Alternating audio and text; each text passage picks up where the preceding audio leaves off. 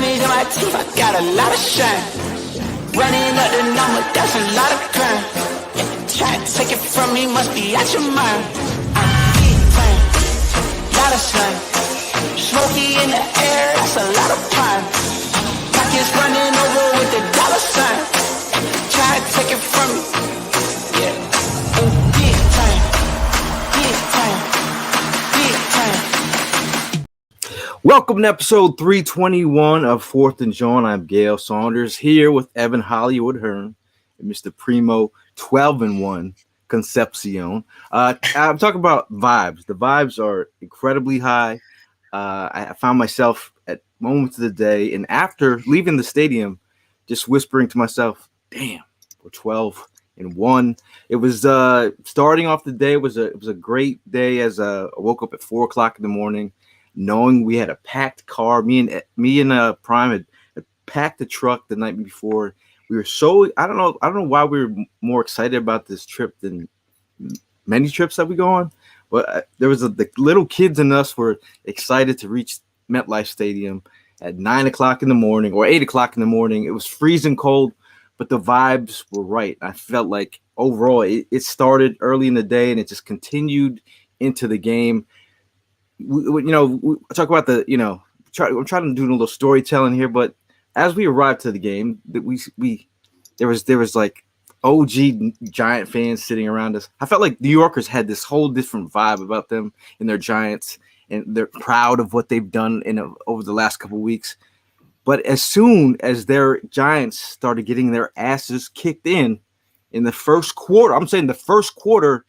These are OG Giant fans who were leaving in the first quarter, which followed up by the other Giant fans leaving in the third quarter. So talk about fan bases. Talk amongst yourselves, Giants fans, because you guys are on blast right now. The Eagle fans are stuck around all the way to the very end to give out MVP chants to Jalen Hurts. The energy was there all around the field. At the end of the fourth quarter, it was nothing but Eagle fans in that stands. And shout out to Jesse Wines, who got an opportunity to run across the Giants field and yell, "Go Birds." Everyone in that stadium had a moment. If you're an Eagles fan, how are you guys feeling?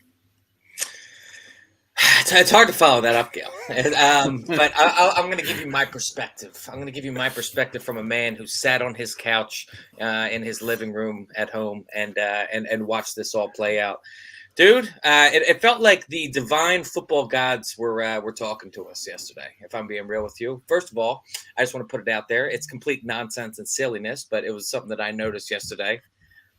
41-yard reception for touchdown from Devontae Smith, 33-yard reception for A.J. Brown. It's almost like the football gods are trying to tell us something. What does 41-33 mean to Eagles fans?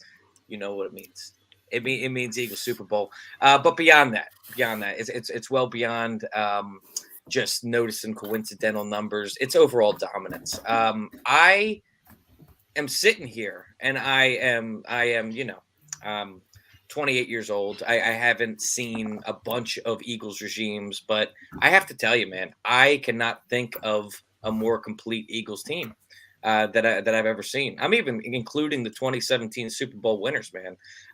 Just from every single position, I have never seen a team firing on all cylinders, a team that is just so deep on the defensive line. The offensive line is completely dominant. The quarterback play, I don't know if we've ever had a quarterback play like this in Philadelphia history. I mean, I spent my day today going down Randall Cunningham's stats, and I was comparing him to the great Randall Cunningham, and I don't think Randall even never did anything like this, man. I don't know if there is an Eagles quarterback you can name that is having a year like Jalen Hurts is having right now. So, dude, I don't know why we're not talking about SBs right now, because that's exactly where my head's at.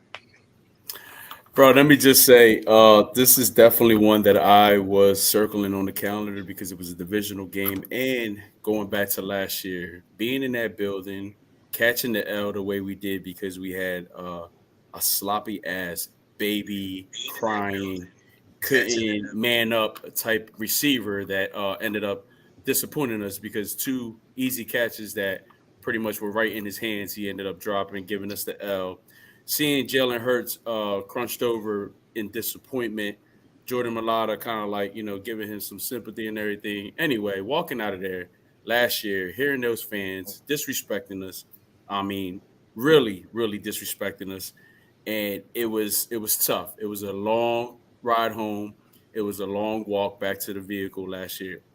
So circling that game on this schedule for this year, it was all about redemption. It was all about retribution. It was all about retaliation. It was all about getting even. And let me tell you something, my boys did me proud yesterday because we did all of that. That ass whooping was what we asked for, and it's what we got. It was a statement game. We said it on last week's show on Thursday. This game needed to be the statement game, and by God, did they make a statement yesterday. I'm not going to say that the score was 48-22. I'm going to say that score was 48-14 because that last touchdown was bullshit. All right. It was those trash ass yards just to get that touchdown. Y'all got y'all asses handed to them. And Gail pointed out those fans left early. By the second quarter, they couldn't handle us. Man, listen, as soon as I got into those seats, one, I already told the guy, you're sitting in the wrong seat. And the guy was like, I'm a season ticket holder. I'm a season ticket holder. How you telling me I'm in the wrong seat? And I was like, yo, turn around. What seat you supposed to be in? He was like 22. Well, you're in 20. So I don't care how much of a season ticket holder you're in. You're in the wrong seat. You know what I mean? That started off like that. Then I got an old school behind me. You know what I mean? Pretty much giving me shit. And I respected him because it's his stadium. He's a season ticket holder. You know what I mean? Okay, no problem. Then I got one that's in front of me that was really ass tight. He couldn't stand us Eagles fans for shit, calling us slums and everything. Man, listen, they could not handle my mouth because I wasn't staying shut. I was talking shit the whole time. And even as those fans that left by the second quarter, I literally went to the other side and was like, where the fuck are y'all going? This game ain't over. This ass whooping is not done. Get back here. Come and see this shit. Because this is exactly what I got last year. And y'all going to stay here to get this shit this year because this is our year. Oh, man, it was the best, man. But, yeah, bro, it was a great feeling getting out of that place with that W, with that ass whooping, and being able to talk shit the way we did yesterday. I'm thrilled. I'm happy. I'm satisfied. What up, Tank? What's up, y'all? How y'all doing? I was up there. I got to see. I looked at Gail's text when he was like they were leaving the first quarter already. He was correct because I was in the parking lot. I was on, where we tailgated at. They had me a VIP cigar lounge set up, and then I was watching on the 40-inch TV. And when we went up, you can see the fireworks coming up and stuff. But when they would score, but it was far and few. But then when we went up like 21-0, me and the bus driver looked up and he was like, "Damn, it's a bunch of Giants fans leaving." They was leaving early as hell too. And I was like, yeah. And then I was just like, I was looking at the game and I was thinking to myself, hopefully this will be the first time that I'll see what they do if they keep their foot on the gas. Because a lot of times when we've seen in the past where we don't keep our foot on the gas, they give a team the opportunity, they come back and stuff, and something happens. But this wasn't one of those opportunities, and we continued to kick that ass, and I thoroughly enjoyed myself out there with my tequila, the couple of burgers I had taken from the tailgate, and a baller ass spread of Snickers and Chips Ahoy soft back cookies. It was getting provocative out there then, but it was the one thing that I do remember, and it was Prime. I heard you bring this up about when Jordan Mailata came up to Jalen Hurts at the end of the game and put his hand on the shoulder and stuff, and that showed me how together this team was. And not only that, I knew that Jalen Hurts was going to be circling this game because they were the Giants. Unbeknownst to a lot of people, the Giants was talking shit that week. They were talking shit. It's one more team that I would like. I know this on Jalen's list to get back, and it's the Tampa Bay Buccaneers if those motherfuckers make it to the playoffs. Mm-hmm. But I still like the fact that I don't know if you guys got a chance to see his press conference afterwards, how he's still talking about getting better and stuff, and he's saying and doing all the right stuff, and that's what I like to see that from a team because it's so many times that where either I've been part of or I've seen a team that has this type of talent and ability and you kind of screw the pooch by not taking everybody seriously. You should never underestimate your opponent. It's like they should say, "Why you kick their ass like that?" And they should say that every motherfucking time. You don't give nobody a chance to whoop your ass. It's like, yeah, if you can win every time, do it. Yeah. If somebody beats you, they truly beat you. Don't let it be because you got complacent. You underestimated your opponent. You didn't do shit like you were supposed to. I couldn't do nothing but to commend the fellas. I was happy as a motherfucker because last time when I watched the game, I was pissed. From the last year, that totally pissed me off just the way we lost, and it sucks. And I was glad to get that stand off my brain. So just to I mean, I agree with you, and I think that one frame from that game that sticks out to me is after the Eagles go up 3 touchdowns to none, and you look at the wide receivers on the bench and they're just having the time of their lives, and you see Jalen Hurts locked in, bro. Not a smile on his face, nothing. He's just waiting to get it back out on the field. This dude is just on a different level, both physically and mentally this year. Yeah, you watched the show last week, did you, El? Yeah. You remember when Gail had pulled up a T-shirt about what hurts, and I felt like it's a couple of guys that are on the show, you and Prime, that should go and get those T-shirts and prominently wear them.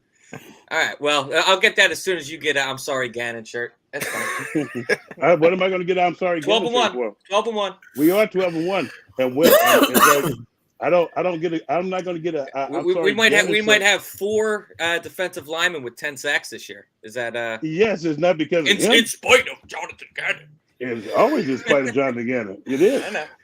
You'll never give it up. Do this for me. Do this for me then. Yeah. You name me somebody on the Giants team, the Giants receiving corps that's got more than 40 receptions. I'll wait. I mean, nobody. That team's fucking trash. Okay. So right. you did. I'm not kissing the overrated loser's ass. You did what you was fucking supposed to do. What about all the other 11 wins? What about those? Are you kidding me? Go look at how many 10-play drives we've given up. Go look at that. Look at how many losses we've given up. Look how many losses we've given up. This is the Eagles. It's inspiring. Where's the wrap it up? Yeah, wrap it up, yo. Wrap it up. Where's the dick check? He started it. Don't think what you thought I was just gonna let you get the jab in. No. Who's the one that said, Evan? I'm not sure if you saw the T-shirt from last week, but you should be wearing it. You and Prime should be wearing it. Yeah, I know. Yeah, I should be wearing it. Well, anyway,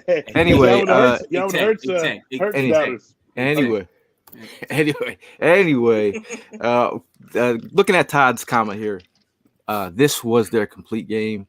And talk about 3 sides of the ball. You know, talk about special teams. You can talk about offense and defense, but just the way that the game started out. Just going back watching the game, just putting a team on notice in different parts of the field. You talk about their bookend tackles who are coming into their own. Yes, they're young tackles, but our defensive ends, Sweat and Hassan Reddick, put both their offensive tackles on notice. So 2 of their best offensive linemen shook right off the gate with 2 sacks given up. You talk about the offensive drive where 14 plays just run it down their throats. I mean, down the field.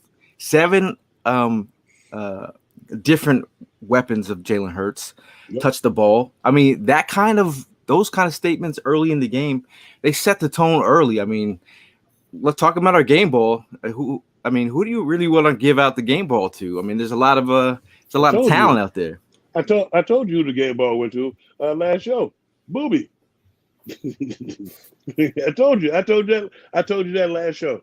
I told you he was going to come out and this was going to be one of them statement games. And you see how he hit the hole and was down the field. And then when he was able to get one, he just took it. Put it this way: if they had that fear in their head, but it's like you could always give it to Jalen Hurts. But this was one of his breakout games. He just took this one over. He did everything that I was hoping he did when we first drafted him. He's coming into his own. He's actually grown up. So my turn. Evan, Yeah, Evan, put some respect on that name, boy. Oh, I told you. Now I'm hey, gonna Ev. get you a shirt. I love Booby. Hey, I love hey. Booby. Ev, you're Nah, gonna be wearing a listen. lot of shirts apparently. I've been layered up, bro. No. All jokes aside, I mean, seeing it live yesterday, bro, watching him as soon as the play would go off, him waiting for his blocks. The minute those blocks started happening, he saw the window, he saw it open up, and he was gone. He put the jet on that one play that he ended up gaining like what was like 41 yards or something like that, the touchdown run. I mean, bro, it was like, holy shit. Where the fuck is this Booby been at? Like, it's crazy. But it was exciting to see, man. And he was just as much locked in, having a little bit more fun than what you saw Jalen, but he was locked in. He was explosive yesterday. They couldn't stop him. And he did everything correctly and right, man. And look at the outcome of it. Ended up getting 144 yards, bro. Again, what's that? I think that's back-to-back games. Is that back-to-back games? Am I right? No, not back-to-back games. No?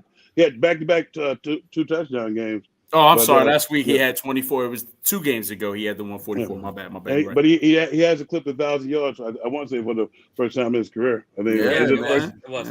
Yeah.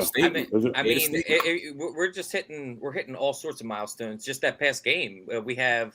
I'm pretty sure Jalen Hurts, Miles Sanders both have 10 rushing touchdowns. AJ Brown has 10 receiving touchdowns. AJ has 1,000 receiving yards. Miles has 1,000 rushing yards.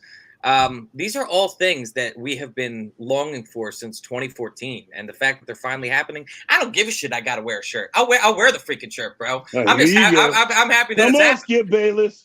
Come on, Skip Bayless. I don't think your hearing comprehension's working, Tank.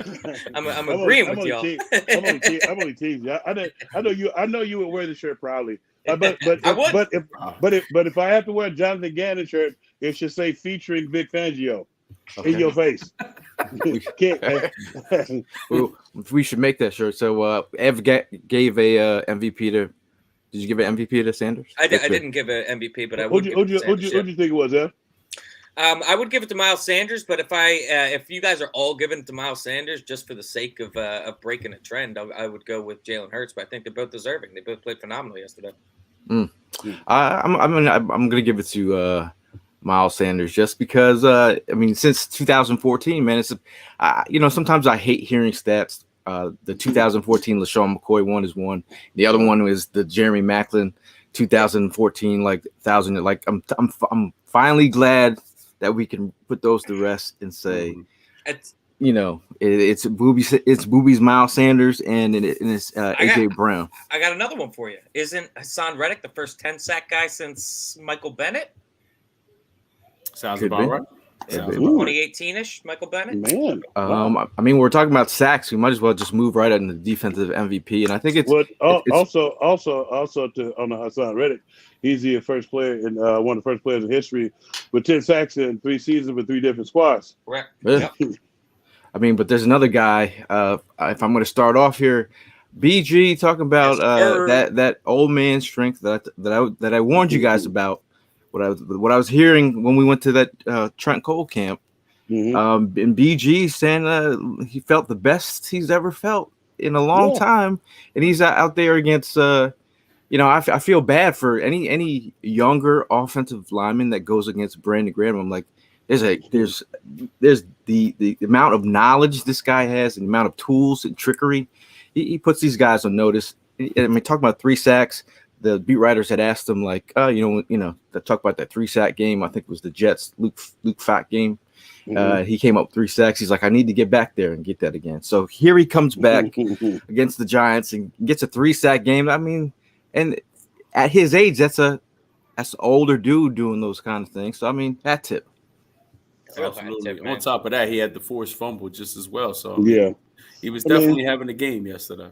Yeah, and then, the one thing that I'm seeing with them bringing a little bit of young and old in here, I think he's having a quality influence on Milton Williams too. You saw Milton Williams a bunch of times. He actually had a sack, and I want to say a tackle. I think he had 2 sacks or a sack and a tackle for loss. But he was making his presence felt early and often. It wasn't just at garbage time. And I know that BG had took him under his wing, and I know he was proud of that too. But just to see the way that our defensive line is being deployed, and this is how you build a championship team is through both lines. If you guys got a chance to look at before the game, the interviews for the defensive coordinator and Brian Dable, they were pretty much scared the entire fucking game. and it was before the game, when they were talking to Martelli, he was like, they started naming off the receivers, and then he's like, don't forget about the running back. And so it's like when you hear coaches giving you those kind of concessions before the game, and they already know, and it's like it's nothing they can do, but then you go out and you actually do it, because a lot of times, how many times have we been in April and May during free agency, and somebody builds a team on paper that looks like a juggernaut, and they go out there and basically just screw the pooch. Yep. This is the one time that we won, not only at the beginning of the season and free agency, and we start winning in October. Now it's one more step to this, and that's winning in January and February. It's like we've almost come full circle for the first time in quite some time. So but it's great to see BG coming, especially coming off that injury as bad as it was, and to see that he still has the power. But I think the way that they've built both lines has given him the opportunity to do that, because if he's taking 70 plays, he's not playing like that. So I commend them the way that they're flowing. Things are flowing. Big fans, yo. So do we have a Brandon Graham all around defensive MVP this week? Yes, sir. Man, absolutely. Yeah, you can. Walter Payton. He's supposed to be our Walter Payton candidate. Yep. Candidate. So absolutely. Yeah, so it's like he all around. He found out that this week, and plus you go out there, you kick ass and take names, man. He's having himself a time. But I also want to talk about different from the offensive and defensive MVP. Can we just address that the special teams these past few weeks? Completely different. Like it's night and day. What do you think it is? Hold on. Because I was going to say, it's the one guy that they brought up for practice squad again 2 games ago. Number 53, Ellis. Yes, Noah Ellis. Go back. Yes. Yeah. No, I know exactly what you're talking about. Yep.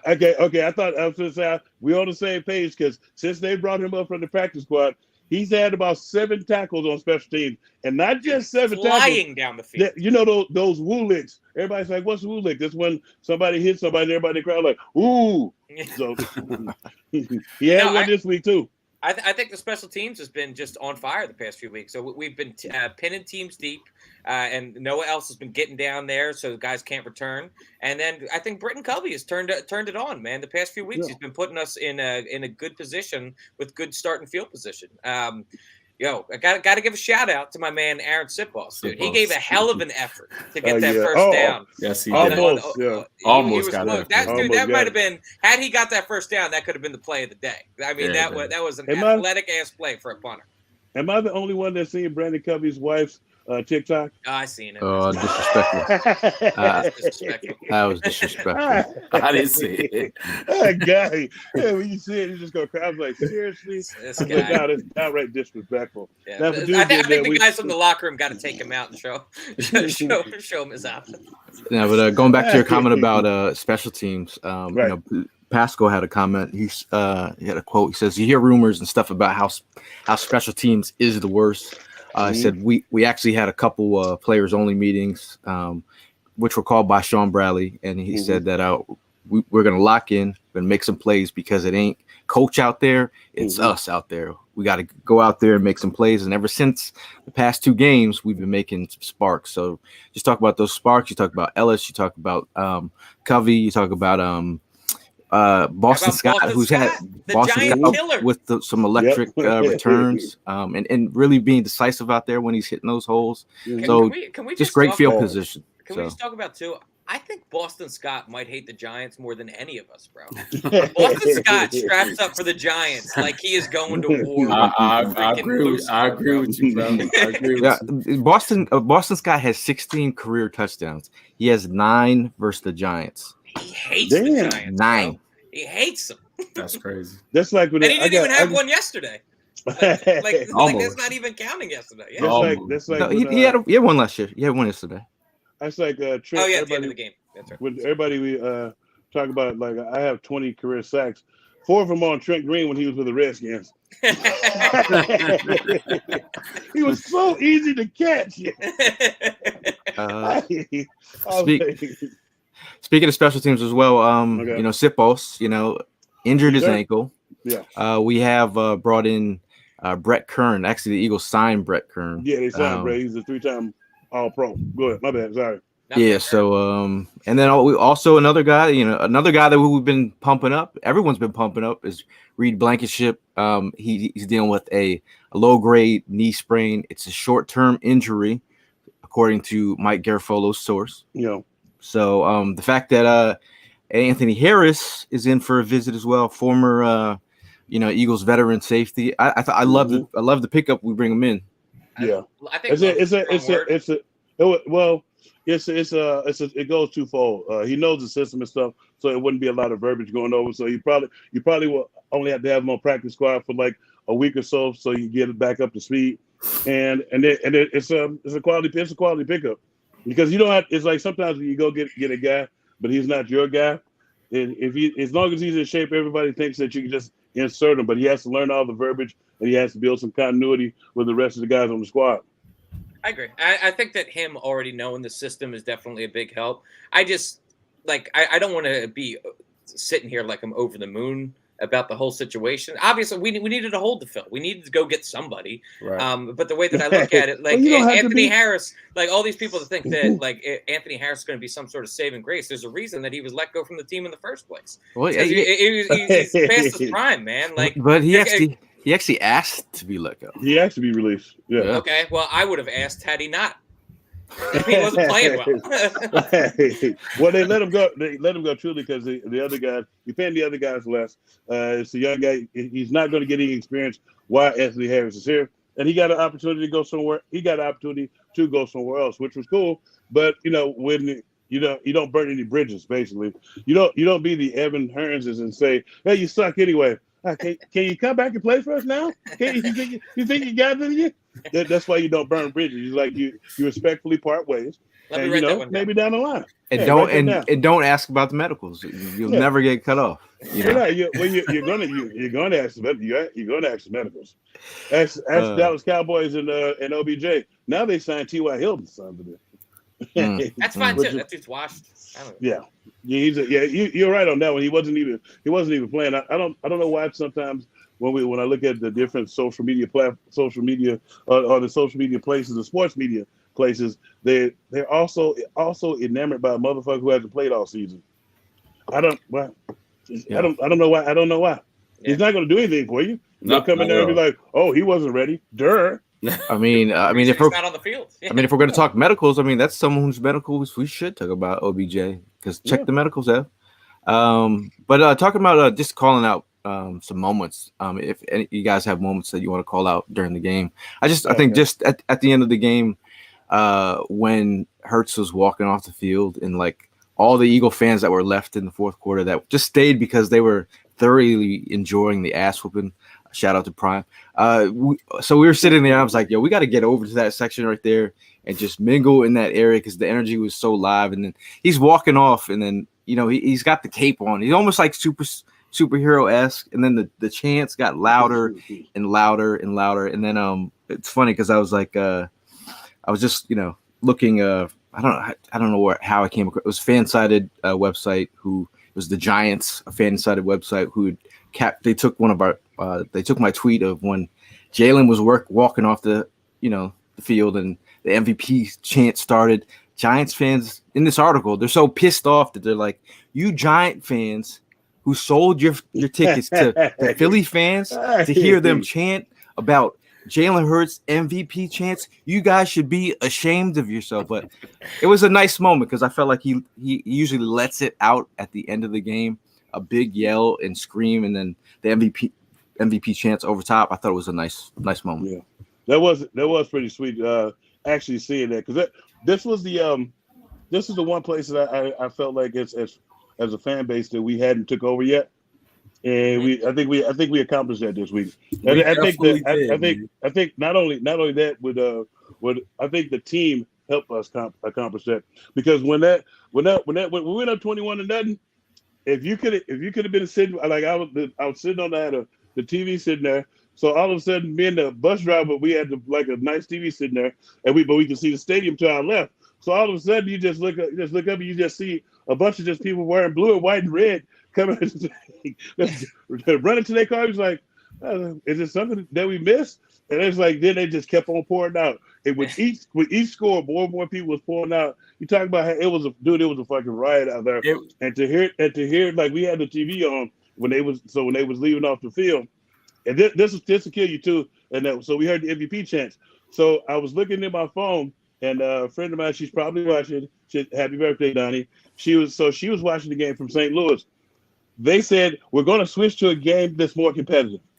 So, dude, when she texted me that, I was fucking dying. She's like, awesome. She's like, they just said we're gonna go to a contest that's more competitive. It was a shit show for those fans yesterday, man. Yeah. And I loved it. I'm glad that we could finally put one thing to rest, because it's something that I've been feeling all year long, and it's that this Giants team is fucking flimsy, man. Like they had that 7-1 start, exactly. They were riding so high, and I'm like, dude, this team is not good. It's not a good team. And everyone was pointing at the Eagles. Oh, you guys have had such an easy schedule. Blah blah blah blah. Freaking blah. Dude, this Giants team fucking sucks. I kept receipts from a lot of social media pages where people were talking about how Jalen Hurts sucks. Wasn't going to do shit for us. We all agree on the Cowboys suck. We all agree on that the Commanders suck. And then it was you guys, you Giants fans, swearing y'all were going to go ahead and be on top. You know what I mean? You started off good, and I was just sitting back letting y'all have y'all time. But when reality kicked in, and it keeps kicking in, because, I mean, you guys went from 7-1 to now being what? 1-5-1 or something? 7-5-1? It was like 1-4-1 since they went 6-1. It's 0-5-1 since they're 7. The funniest thing, though, is like with what Prime was saying, was I know with all that crap, I literally was doing an interview before the game, and I was getting argued up and down that Daniel Jones is a good quarterback. I said, dude, so I had to break it down to him in layman's terms. I was like, if the first words out of your mouth when you're describing the quarterback is about weapons that he needs, that quarterback truly sucks. He's a manager. I'm just saying, it's like I've seen quarterbacks who are truly good quarterbacks work with less. I've seen receivers. Put it this way. How did the fact Larry Fitzgerald became one of the greatest receivers ever? He's never had a really good quarterback. He had Kurt Warner once. That's it. Have you seen the shit that he was working with? I was like, so if you could play, thank you. If you could play, then you will get some games winning. And when you make concessions for guys, he got drafted as the 6th overall pick in the draft that he was drafted. If you saw some of the true Giants fans, they were pissed. Yep. And I was laughing the whole time when they made the pick, because the moment they made the pick, a lot of people are too young. Every year too young to know who Dave Brown was. Dave Brown was a first-round pick in the supplemental draft by the Giants and Dan Reeves out of the University of Duke, and he sucked ass as well. We're going, and if he didn't suck, if he was so damn, if Daniel Jones is so good, why haven't they picked up his 5th-year option? Yeah, they're not going to pick it up, and they already announced that shit. He's booty, man. And I'm having a conversation with some of these fans yesterday. They even they were quick to go ahead and admit, true fans, they can admit, like, look, man, like I agree with them. They have a good team. The coach has a good instinct on what he wants to go ahead and bring to this organization, and I respect that. I respect what he's doing, but Daniel Jones is not going to lead you to the promised land, and they know that. At least these guys did yesterday. Then you got those certain ones that swear this man was going to go ahead and get in another Super Bowl, this and that. And look, none of those guys are nowhere to be found now. Daniel Jones sucked, man. Can I just say, he had that one big play that they got all happy about. And then I even laughed when they scored a touchdown and the fireworks came out. I was like, for real? I even asked them, so now you guys got a reason to stay? And they were like, 30 years I've been here. And now, look, they always find a way to go ahead and keep me here. As soon as that happened, what happens? Boston Scott runs it right back. All right. And I was like, all right, I guess you guys are out again. So it was just like that type of day for those guys yesterday. Can you believe that? I found out yesterday that apparently some Giants fans refer to him as Vanilla Vic. I was like, these Wow. Hell to the no. That's pretty bad, bro. Shout out to Donnie in the chat. yeah, OG 4th and John fan, but he says, I want to call out and give some flowers to Calcaterra doing a nice job filling in for Dallas. I talk about Calcaterra and you talk about Stoll, whether it be Calcaterra's block that sealed the run for Miles Sanders, or you talk about Stoll out here blocking and making solid catches. You know, it's not super sexy, but it's like 2 catches apiece, very solid over the middle. And we're holding down the fort for Dallas. So, I mean, you got to give shout out to the young tight ends doing their thing. If you just think about how dominant this offense was with Dallas Goedert in there, I was honestly a little bit, I don't want to say nervous because I know how good this offense is, but like I felt like we were going to feel Dallas's absence. And I think that these guys have filled in phenomenally. It's just, you know, it's been not much of a transition. Well, I can't wait to get Dallas back still. But. Me and Prime, last week we saw on the show, me and Prime, we hit up on not getting that much production from the tight ends, and we kind of needed that for our offense to get back to being the juggernaut that it was. And I'm glad those guys stepped up because they were doing a great job blocking. But sometimes if they were missing passes there, you know that Dallas would have had, and you don't want to say, damn, Dallas would have had that because you don't want to. You don't want to shake the young guys' confidence. Right. But I was happy to see them have some success yesterday. Now they can start not only believing in the system, but believing in their self more and be able to make some more quality plays for us down the line. Mm-hmm. It was an embarrassment. So Doe, This must be a Giants fan. Yeah, this is our resident Giant fan. Shout out to she was at our tailgate. She was enjoying herself. She's one of our favorite Giants fans overall. Okay. And you know. Someone got a cake made for him at the tailgate. I'm just saying. Rolling with Prime. Yeah. She made you a cake? She made me a cake. She made me a prawn cake yesterday. That's Shout out. Yeah, that was love right there. She's always showing me love when I see her. Can we talk about the elephant in the room while we're on the topic of the tailgate? Sure. I heard you guys had cheesesteaks yesterday. Oh wow! Man, you know what? They did that to you, Evan? You know what? Since we're gonna go ahead and talk about the elephant in the room. Other people's meats on my grill. It was the best cheesesteak I ever had. Wow. Okay.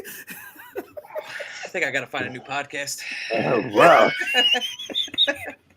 Wow, man. Shout out to Alex, man. Alex held it down for you yesterday. Yeah, the choice was cheesesteak. Are you gonna keep talking about it? No. It was good. It was good. Wow, really? Good, Thanks for the backhanded confidence with friends like this who need them. Evan knows the real deal. I called him up yesterday and gave it to him, man. Like, yo, bro. I'm glad Alex was able. I'm glad Alex was able to throw down yesterday. Alex always cooks up good food, man. That's why I was just sitting there a little bit nervous on the couch. I'm like, damn, I hope I don't lose my fucking job. Nah, man. Shout out to Alex and his dad for showing up, and they show up early. They're always ready to go. I will say they're way better at that than I am. I fucking suck at showing up early.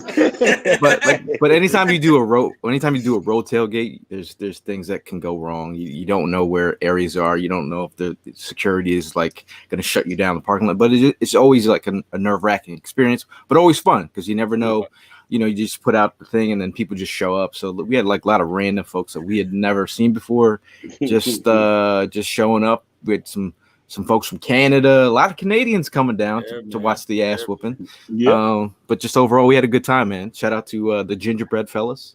Shout out, fellas. You see, Zach showed up. Oh, yeah. Yeah, they showed up in gingerbread outfits, and then they were sitting right next to Chris, as you know, Chris Nitty with his sign. He's always has the sign out there with 12-1. I saw it in the Eagles recap video. What did it say again? What did it say? It's Giants thought Giants thought they would win.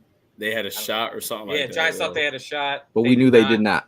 Yeah. So very nice touch. Very nice touch. That's pretty cool. I did turn some Giants fans. There was a couple of Giants fans talking about, hey, can I take a picture? Hey, no, I don't fraternize with the enemy before the game. Just have a drink together. No. Behind enemy lines. Yeah, we behind enemy lines. I don't fraternize with the enemy. I don't know if you Charlie. They might.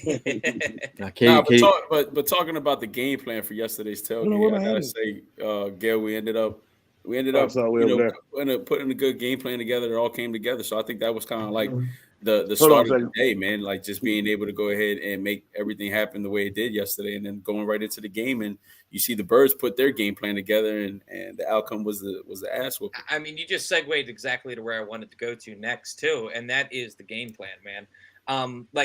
Aside from yesterday, like let's just acknowledge like a full year thing here where I feel like remember how we used to talk with Doug and we would talk about the 15 designed plays at the beginning of the game? Yes, sir. Dude, the game plans from Nick Sirianni have been just flawless from beginning to end. Screw the 15 plays in the beginning. The adjustments have been perfect. They're the other guys. They're the true offensive coordinators now. You know Nick Sirianni just put the that's why I don't know you weren't here last week when I said I like the fact that when we had to call a timeout early in the last game, Nick Sirianni's like, what the fuck is that? Because he's not, because the play caller, the offensive coordinator is the play caller. He felt the pressure last year of being a play caller and trying to be the head coach at the same time. Mm-hmm. That's why you got one guy as the head coach, so he can pay attention to the game, but you have to pay attention to everything. So I think that's why everything is running smoothly, because he's got somebody he truly trusts, and we have somebody to truly trust. It's on them to make the right call, because if it's all about you and something happens defensively and we need a challenge, but you didn't see it, so you're not sure because you know what they're doing something offensively. It's like, who's the head coach then? So I feel like he's found a proper balance and somebody he can truly trust. So what about the 4th and 7 though? Yeah, that was the perfect call. And then first of all, it was actually not Steichen's call on that. That was Jalen Hurts' call. He audibled out of that into that play. And it was funny during that game when Smitty ran out on that play. I go to Prime. I'm like, look, you're gonna come back.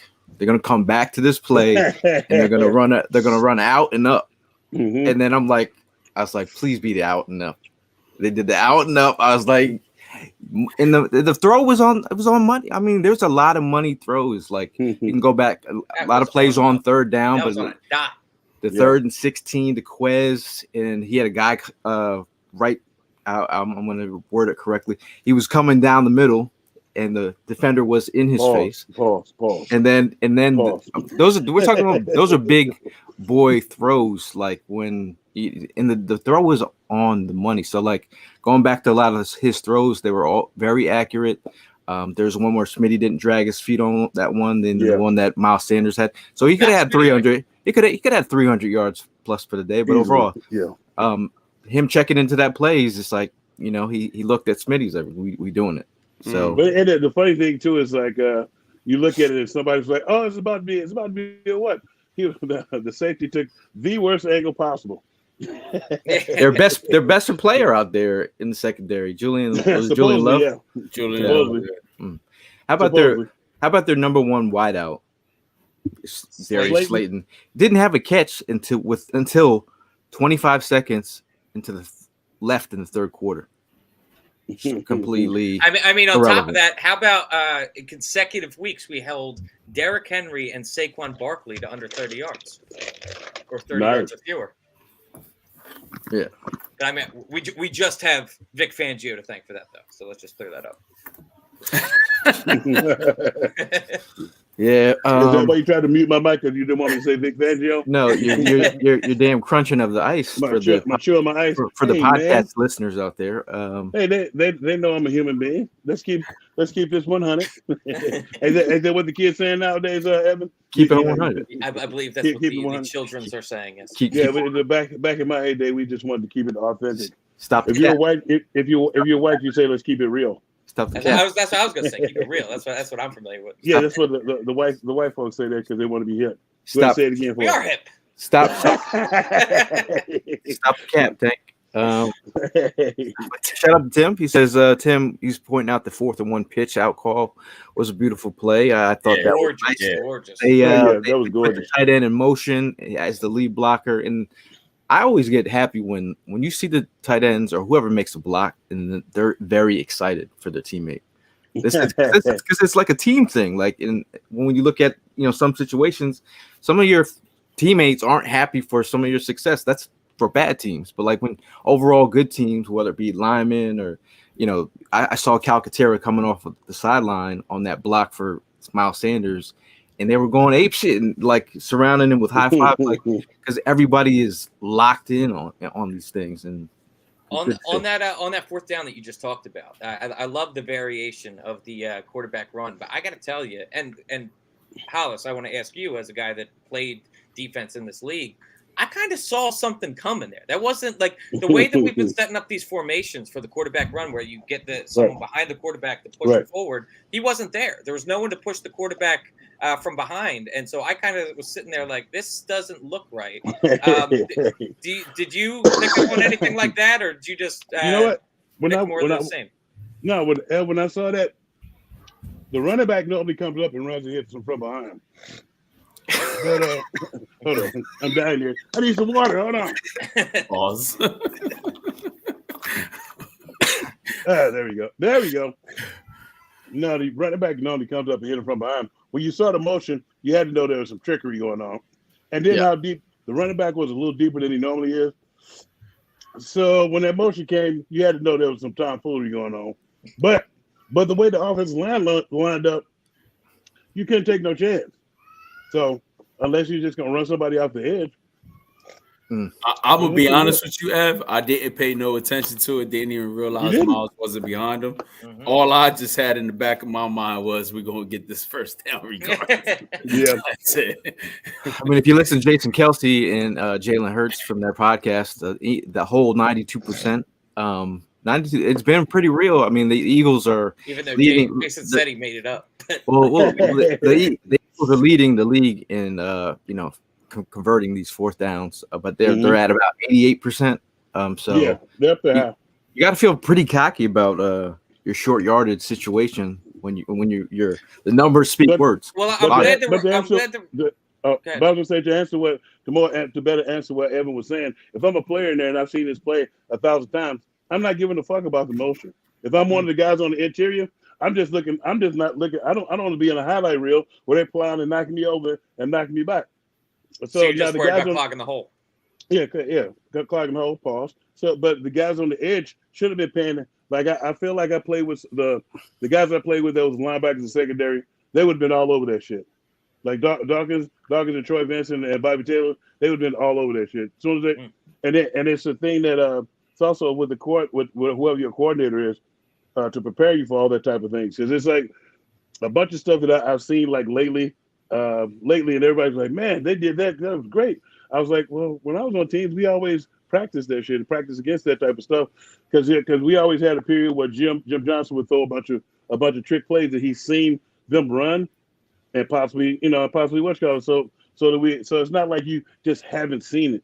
So it's when they did that, a good defensive coordinator would have been thinking they might do something to offer this, just because it's been stopped a couple of times. After we was like 100%, a few people had stopped it by loading up the middle and stuff.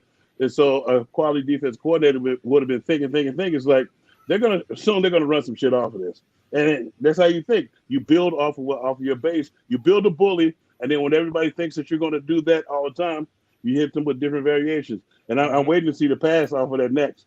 Well, I think that like this is the perfect thing, because we have just been running this QB sneak down people's throats. Pause. But now we have different options. We have different tape now that teams have to adjust for. They have to prepare for. So now, like we've just refreshed that entire QB sneak play to where teams don't know what to expect. And it's kind of a funny thing too when. Because if you know anything about practice time, you don't get a chance to work on everything.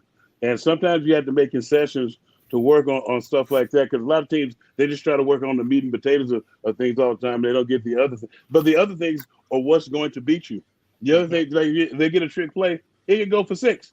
It's like, so you want to work, you kind of want to work on everything and give them give your players a good sample size. So it's not like they've never seen it before.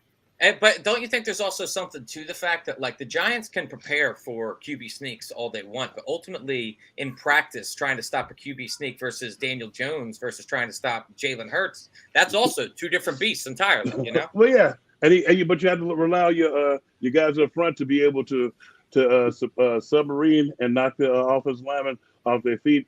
And then if the quarterback sneak does come, you got to rely on linebackers to come over the top and beat the quarterback. So if you can beat the quarterback, if you get the other guys off their feet and beat the quarterback without a surge, then you did. I stopped a bunch of them in my time, but it's harder to stop it than it is not to, because you still have those little dumbass officials spotting the ball. So even when you stand them up and they go nowhere, it's like, how the hell did the ball get up there? Now, shout out to Douglas Michael. He says, "I love how great the Texans looked yesterday. We them boys. They like to say they're them boys, but I think they've ridiculed the Eagles for keeping it close with the Texans, and here they go." Coming down to the very last minute. I remember I had tweeted out because Prime's telling me that the Cowboys won. Lost. I was like, because I'm like, they lost. So I tweeted it out. I was like, the Eagles won, the Vikings lost, and the Cowboys lost. All is right with the world. And I'm getting tweets like, Cowboys won, you bozo. And I'm like, Prime, he gave me the look from hell. Like. because I always be like tweeting stuff out, and I always ask Prime, I'm like, we good? Everything good? Spelling good? All right, we're good. So I just listened to him. I'm like, oh, the Cowboys lost. I was caught up in the moment, man. I'm looking up the scoreboard. He's screaming out to all the Eagle fans. He's like, there's like thousands of them over there in the section. He's like, Cowboys lost. Like, and everyone, it's going through like wildfire. Eagle fans are like, I will say, as a guy that was sitting there, so whenever I'm at home, I got the 2-screen setup going on. I got the birds on the main TV and Red Zone on the secondary TV. Dude, that entire time it was looking like the Cowboys were going to blow that shit, man. It looked like they were going to blow that shit. It was like, and I know what Prime saw. Prime saw there was 46 seconds left. Yeah, that's exactly what it was. I was like, and the Cowboys is down 23-20. We walk out the tunnel, and I'm like, oh shit! And then Gail's looking at me like, I just tweeted that shit out. I'm like, all right. I was over the moon too, man, because I was sitting there thinking I was just basking in the glory from that Eagles beatdown, and I'm sitting there thinking I was like, what is the national media gonna say? They're gonna throw their hands up in the air. I mean, I just saw something earlier this week, prior to this Giants game, that the Cowboys are the favorite to go to the Super Bowl out of the NFC with like you just saw that 55%. They said that last week too, man. Yeah, and I was going to say, okay, after losing to the Texans, let's see how this number shifts. I really am interested to see that. But yeah, I haven't got a chance to look at the power rankings yet. I'm sure they're not out until tomorrow, but I hope that they're out of the top 10 after that performance. You know what? I hope not. I honestly hope they are not. They're not going to be. Yeah. They're going to still talk these boys up, man. And they were still – and the crazy part is I'm seeing Cowboys fans yesterday talking on the timeline like they pulled – oh, my God, this comeback by Dak. Are you guys out of your mind? You know who you played, right? The 110-1 Texans? That's what you're pumping your chest about? And also you talk about Dak brought them back. Well, they wouldn't have been in that situation had Dak not threw a pick in the red zone. Right. And I'm talking about like who the hell did he see? I saw the pick. I was like, what the hell was that? Now, Douglas Michael says, "Is this the best defense since Buddy, Reggie, and Clyde years?" They're dominant. Let's answer that.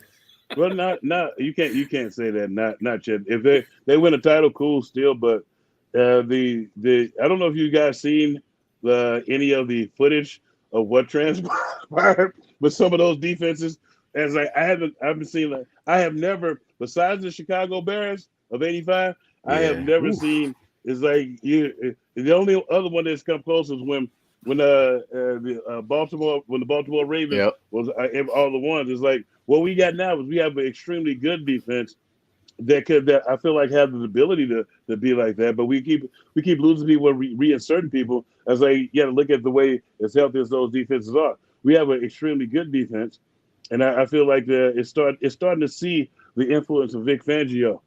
Let me ask you guys just to kind of shift the question up a little bit.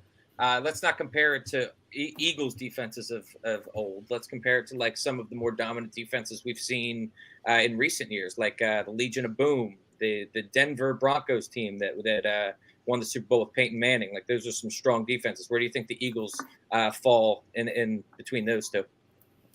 Let's see, that Seattle defense was pretty tough in the middle. The secondary was real strong, but I mean, look at our secondary. I mean, I'm saying they were hurting people. Well, I'm talking about when we got CJ too. I'm trying to work through it mentally. I got you. You asked the question. I remember that San Francisco defense was pretty. The San Francisco defense now is pretty. Is led by former Eagle DeMeco Ryan. Still not worried. I just think that overall, I'm not worried, but I'm just saying that when you look at a defense. Especially given the way the rules have changed these days, it's because you have to look at it like this: when the other defenses are playing, it's running schemes that right now half the dudes that play on defense that play defense now they wouldn't be on defense exactly because you bring up a good point. Those PB if you and then this is how you know that they wouldn't have been able to fare. Anytime we talk about a top tier team, currently the top tier teams are physical. And when I say physical, you see them running the rub doubles. They go up to the linebacker. You see all that stuff. When you have a team like that, don't give a damn about sacks. Your coverage is covering the slant. You got to stop the run because the one thing that I've learned that it will always evolve throughout football is the running game. The running game keeps the clock going, and if you have a lead. And you have a lead. The running game is the entire team's best friend because it gives the defense rest and the ability to come out there fresh to put the other team back on the sideline, gives your offensive line confidence. The next time you see an argument on the sideline about play calling, once you see one, and if it's an offensive lineman, run the damn ball, because when you running, they can kick somebody's ass. If they don't, when you passing, they get guys running at them from every which way. Now passing is cool, and it puts the team on notice, but you still got to stop some people. You got to stop the people from running, and it's just and that's the only thing I see that's different from the different eras, is they pass a lot more now than they had in the past.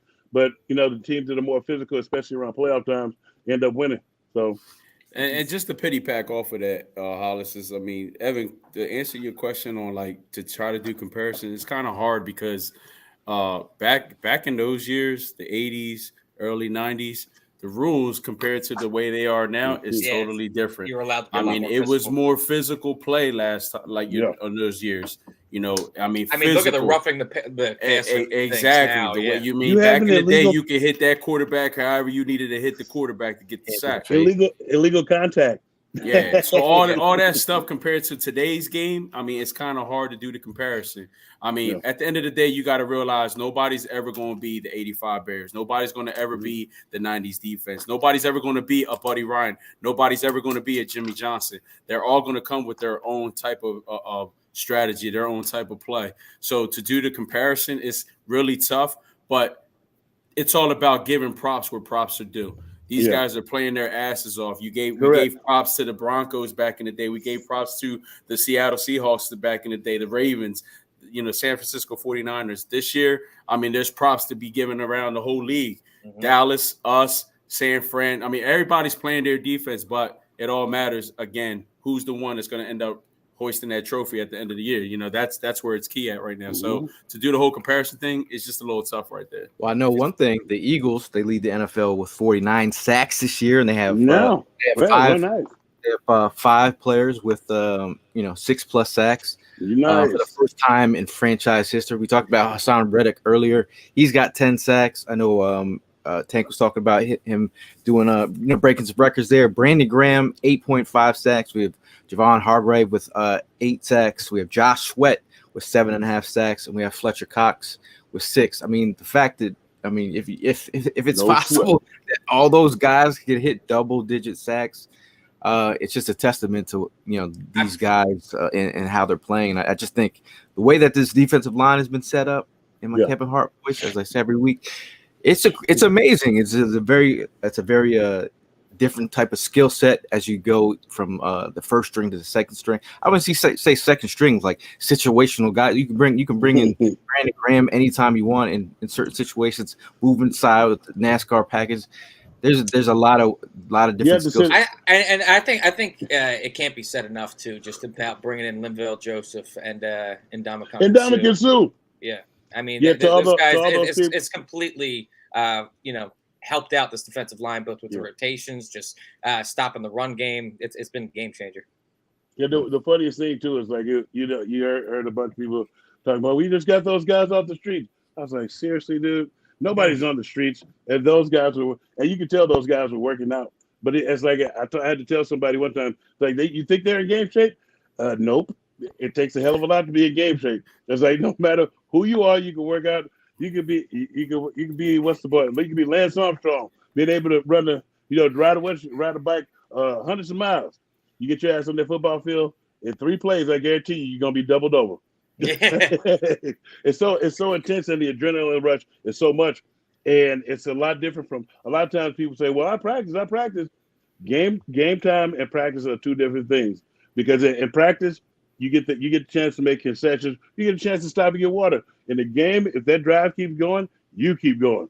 So it's go ahead. One guy I feel like that has kind of been flying under the radar on this defensive line too, having a good year, is Milton Williams, man. I think Milton Williams has really been balling out this year, and he's just kind of getting lost in the shuffle of all the other names of guys that are popping off. But he had 2 sacks last game. I'm not saying you in particular. I'm just saying among the Eagles fan base, I feel like Milton Williams' name doesn't come up enough when we're talking about how well the defensive line's doing. Are you trying to be Skip Bayless right now? No, I'm just playing. All right. Let's go around the room. Let me hear your favorite defensive lineman that we have. Your number one. Like, you're gonna have to leave somebody out. You're gonna have to say your number one. I got mine. It's one of my favorite Eagles on the team. It's BG, bro. I mean, BG has been the guy for years. I think that he is making a hell of a everybody earlier this year was talking about the Geno Smith story. I think BG is making a hell of a statement right now for comeback player of the year. Coming off that injury, he's got 8.5 sacks, considering his age. And not to mention, like, the dude is the heartbeat of the locker room. Like, I consider both him and Jason Kelsey as the glue to this team. And BG is my guy. Go ahead, Hollis. I was looking at prime because the whole line is they're my favorite. I get a chance to hang out with them from time to time, and you don't want to go ahead. You can't. He doesn't want to ruin any relationships. I mean, it's like picking your favorite child. Yeah, I mean, it's like when I hang out with the guys, they show much respect and love every time I'm there.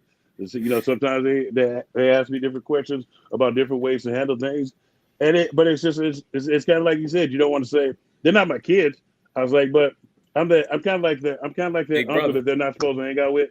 It's like when I go around them and stuff, I pretty much just talk and chop it up about football and what I like. When I see early in the season when I saw them, I told everybody to quit fucking standing up.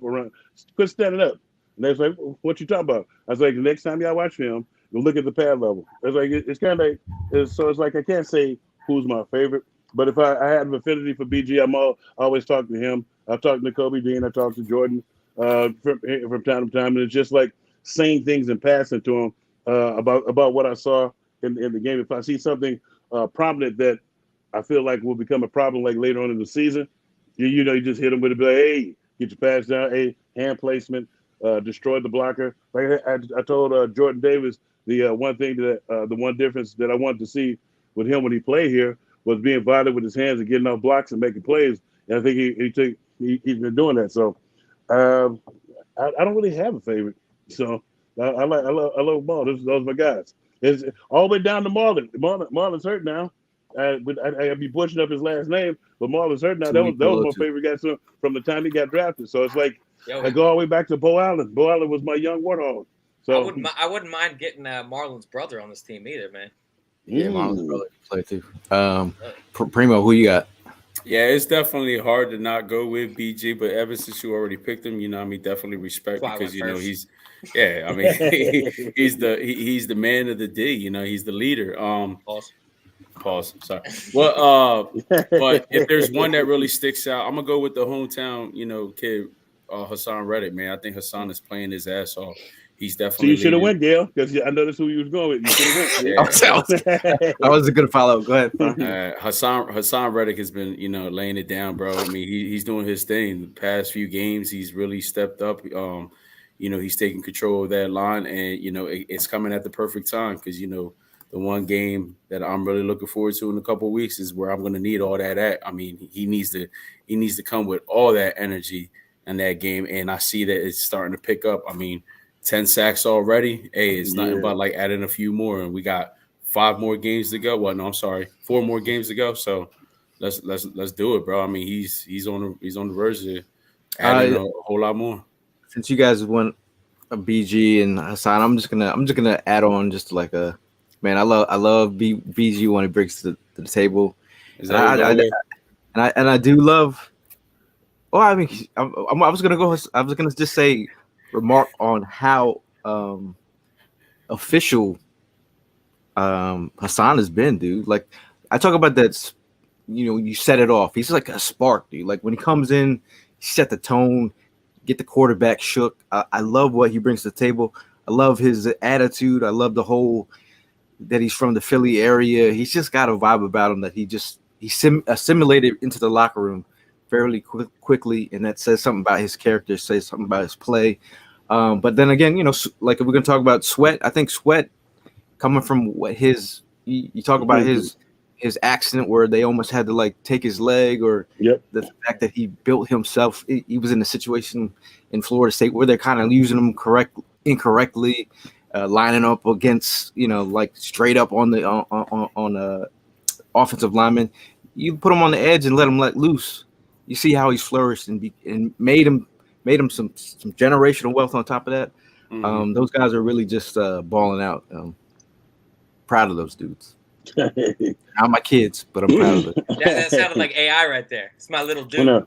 You got to understand, Tank love the kids. Oh. Kelly brings up something. What was that text message I sent you guys yesterday? Yeah, I got it. Mark Epps is doing his thing, laying that wood. He's using the exact same verbiage as I use. I was like, Marcus Epps laying the wood as per usual. Girl, like Epps is like you talk about that one play where Cox was in Daniel Jones' face, and then Epps just comes out of nowhere. He's like, "All right, I'm gonna give you a legal hit." Hits man's in the right in the rib cage area, and he's hurting. You can tell him he's hurting after that play. Epps is just firing on all cylinders. Epps had to connect, man. Like on hits, Epps. He's one of the hardest hitters on this team, bro. I've been saying. Evan wants to talk shit about what I said about the linebackers at the autism, but doesn't want to give me props on the conversation I had with. Epps, right? So ever since, hey, bro, I've been a Marcus Epps stand all year. What are you talking about? I didn't say that. I said give me my goddamn props for having the conversation with him. Well, I told him that boy was gonna go ahead and do his shit this year. I want to set up the scene. That was that we were walking at the Eagles Autism Challenge, which you guys should go out there and support the Eagles. Great event. Great food at the end too. Yeah, just want to throw that out. Prime walked up onto Marcus Epps and told him, like, look, you hear all this stuff that's being chattered out there, but he's like, yo, we believe in you, and do your thing out there. And it was a very genuine conversation, and the fact that he's doing it. Shout out to Wyoming. He's representing. You don't see safeties out of Wyoming make huge effects in the league as of late. Where did Josh Allen play? Wyoming. Oh. Well, safeties. I'm saying safeties. Safeties. Where did Quentin Michael play? He played Wyoming? I don't even know. Boise State. Yeah, I was gonna say he didn't say what. Same conference. It's Idaho, bro. It's a different state. Same conference. Same conference, same general area. It's like sometimes when you see players, and you just know that they know what to do. They know what to do, how to do it, and when to do it. It's kind of like when Tim Hawk first came here. When I was playing, I know you guys remember Timmy Hawk, the human torpedo. He's coaching now, but when he first came here, I thought he was like one of the athletic trainers.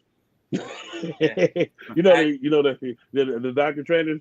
and then watching him in practice in the 907 periods we do the run fits and stuff, and seeing him coming down during third period and loading the dynamite, I was like, oh, okay. But he wasn't the fastest. He wasn't he had good hands and stuff, but he was a smart player, and he's always in the right position to lay the wood. So Marcus Epps, who's got good hands and stuff, I think, and he's got a great understanding of the system because he's been in it for a few years. He's starting to flourish. He's starting to put people on notice, Evan. But yeah, Jay says that he's a he's a good hitter, bad in coverage. To be honest with you, I think his coverage has improved greatly this year. I think it used to be rougher. I think now it's definitely improved. He's taken a step up in a lot of regards this year. But yeah, and I know he's what Jay's talking about. There's been a couple of plays where what's been head scratchers as far as like his angle to the ball or his positioning on the ball. So, but that comes with a little bit more time. I think with a little bit more time, he's going to be just perfect. So, but he's great for what we got going now. What the fuck are you doing? Gail's getting bored, I guess, and just shuffling people around. Hollywood Squares. Hollywood Hearn over there. First of all, I want to give a shout out to Philly Sports Trips out here. If you would like to book a trip with them, we got an upcoming trip against the Chicago Bears. We talk about if you want to link up with them, hit them up at Philly Sports Trips and make sure you follow them at Sports Trips PHL for more information. If you want to see the Nets get trashed by the Philadelphia 76ers, February 11th, 2023, the ultimate bus trip to Brooklyn. And then March 10th, 2023, I think Primo is thinking about going to see a spring training fest down there. I'm going, damn it. Are you going too? Damn Skippy. Okay. But you can find my T-shirt on Philly Sports Shirts. My damn Skippy T-shirt. I guess I got to get you guys one. I'm gonna get one for Evan and sign it. Jonathan Gannon still sucks. Go Vic Fangio. I'll love it more than I love myself, according to Mark. I also want to give a shout out to everyone who came by the tailgate. Just shout out to everyone. Shout out to Alex for we talk about next man up with this Philadelphia Eagles team. When your your man on the grill goes down with a leg injury. So wait a minute. So y'all just gonna keep talking about this in Evan's face, right?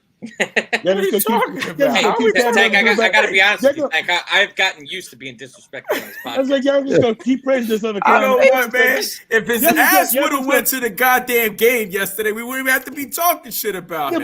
But wait. And I don't even see how we talking shit about him. We're telling him straight up. You gotta keep praising your side chick in front of the main one, huh? Really? What the hell? What the hell?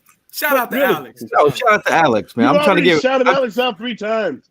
And also I'm trying to shout out to people that made it there because a lot of people, Yeah, especially Alex.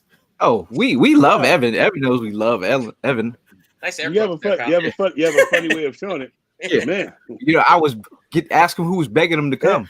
I didn't even damn want a cheesesteak, so I get the first burger and cheesesteak at y'all next tailgate. I got you, no, House. You don't. I got you. It goes through me to get to whoever. Don't worry. Were you over there? Were you over there cutting cheesesteaks for Alex? I was not. Right. I was not. I think you're lying. His dad had that all under control. Right. And that's the first thing that came to my mind. I was like, if I go over there, Evan's going to really give me shit. They're going to, and not only that, it will be really like cheating because you were already cheating. But then you just got hit. But then, sorry.